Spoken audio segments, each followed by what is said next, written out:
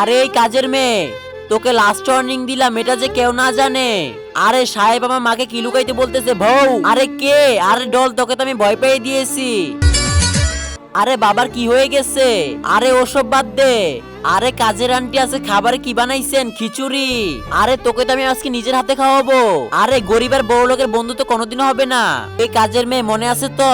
আরে লাড্ডু দাঁড়িয়ে যা, আলাদা আলাদা প্লেটে খাও তোমরা দুইজন। আরে এই দেখ, আমি এই জায়গায় সবসময় পড়াশোনা করি গাছের নিচে, জায়গাটা অনেক সুন্দর। আরে কাজের মেয়ে, তোকে আমি বারবার বলতেছি লাড্ডুকে দূরে থাকতে বলবি আমার মেয়ের কাছ থেকে।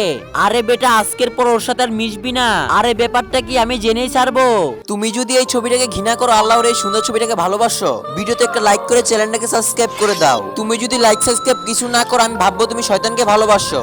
আরে ডল, আরে সাহেব কি হইছে? আরে কাজের মেয়ে, আমার মেয়ে কোথায়? আজকে সারা রাত আমরা সাইকেল চালাবো।